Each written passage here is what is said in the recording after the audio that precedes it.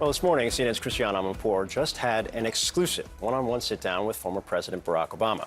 The two are in Athens, Greece, the birthplace of democracy, and had a very candid discussion. The war in Ukraine, the upcoming U.S. election, and how to navigate a very tricky relationships with autocratic leaders. Christiane will join us in a moment. But first, here's part of that conversation. President Biden, a man who you know extremely well, has made the defense of democracy the sort of centerpiece of his administration. It just so happens that right now there's also not just, threats to democracy by dictatorships and autocrats, but also illiberal democracy as well. Yeah. He has called the president of China a dictator, and they're sticking with it. He is also hosting, as we speak, the Prime Minister of India, Modi, who is considered autocratic or at least illiberal Democrat. What is the point, I guess, or how should a president engage with those kinds of leaders, either in the naming of them or in the dealing with them? Look, it's complicated. The president of the United States has a lot of equities. And when I was president, I would deal with figures, in some cases who were allies, who if you pressed me in private, do they run their governments and their political parties in ways that I would say are ideally democratic? I'd have to say no. Do you want to name names? No, of course not. But you had to do business with them because they're important for national security reasons. There are a range of economic interests. I dealt with China to get the Paris Accords done. I dealt with Modi to get the Paris Accords done, because I think climate change is something that transcends, any particular momentary issues. It's a problem that humanity's got to deal with over the next several decades in a serious way.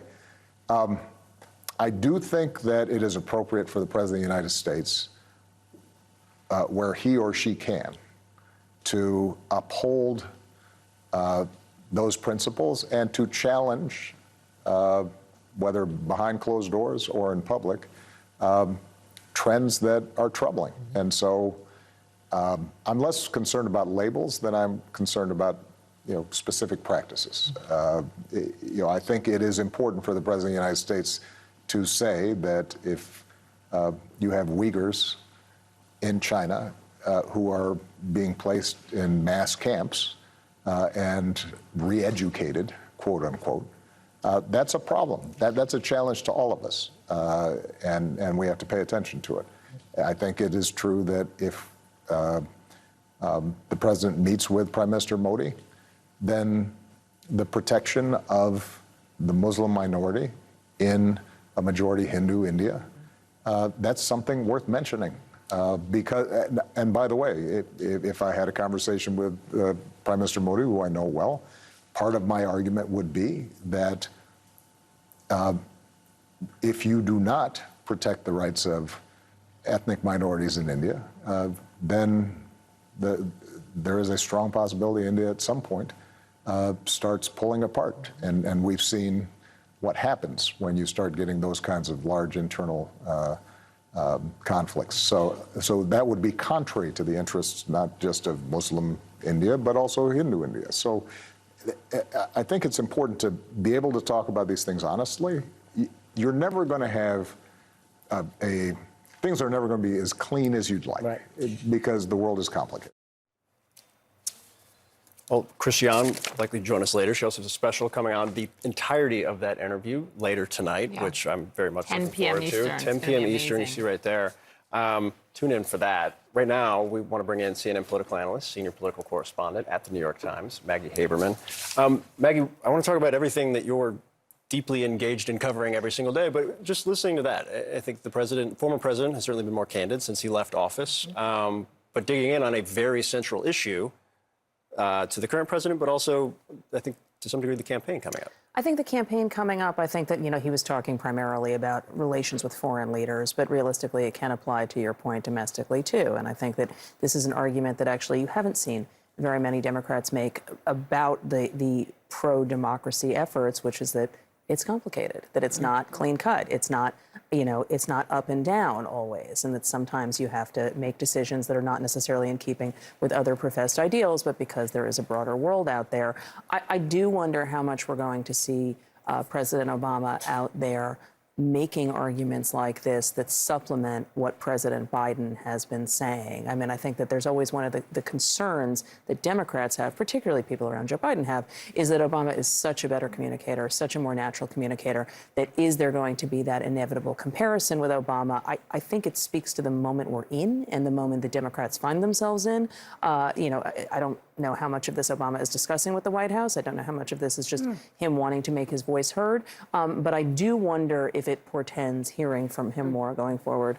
It's also just really interesting timing that he's doing this right after, as Christiane pointed out, Biden at that fundraiser in San Francisco, called Xi a dictator, and then the fact that he is hosting Modi. The White House, we should note, did get some concessions agreements. They're going to hold a joint press conference. That's a big deal. Modi didn't want to do that. He doesn't do that in India. So journalists will be able to ask him these hard questions, too.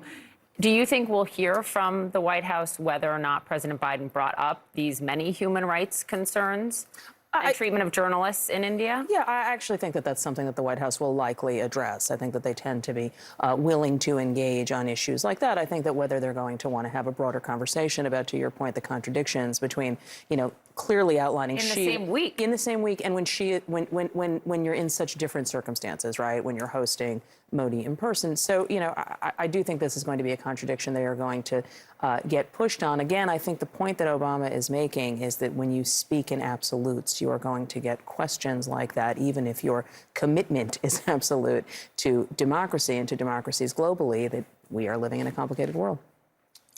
Maggie, stick with us, because we actually have Christiane Amanpour with us now. After that interview, we just heard a block of that interview, Christiane, and we're just talking about with Maggie how kind of fascinating it was and the dynamic and how candid the president was, former president was to some degree. What was your sense of things after talking to him? Well, look, this is the question, right? President Biden has made defending democracy the centerpiece of his administration. Look at Ukraine, obviously the defense of democratic Ukraine.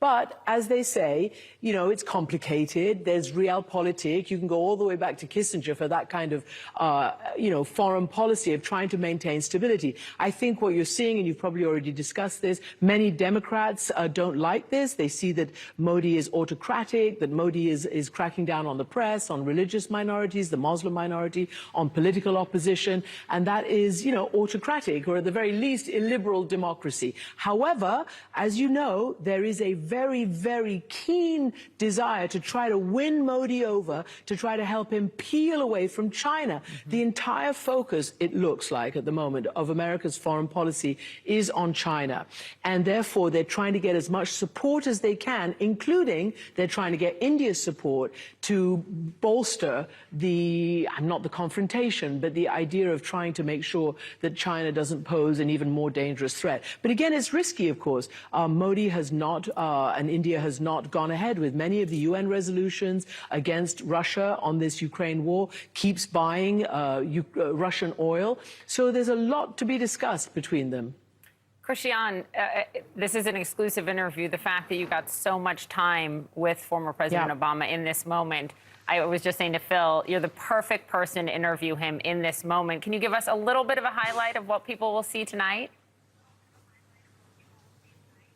Yeah, well, it is an amazing time to get this interview because the former president is very, very, very much engaged in the promotion of global democracy and the strengthening of American democracy. He's here as part of his foundation with dozens, if not more than 100, what they call global youth leaders from his foundation, men and women, young men and women who they're trying to help really connect together and build and strengthen all the aspects of democracy from a grassroots up vision, if you like, around the world. And of course, here we are in Athens, the birthplace of modern democracy.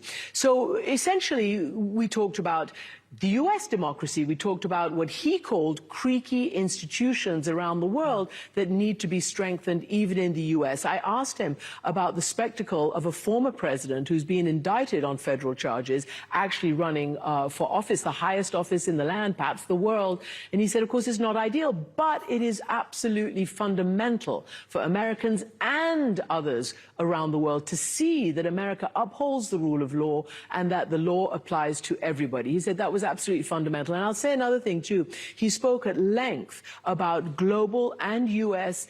inequality and inequity, income inequality and all the other inequalities that are so fundamental to the degradation of democracy in both the U.S. and around the world. And to be fair, and I'm just going to say it, he said, you know, the submarine, the submersible sinking, and we don't quite know what's going to happen, is a terrible tragedy.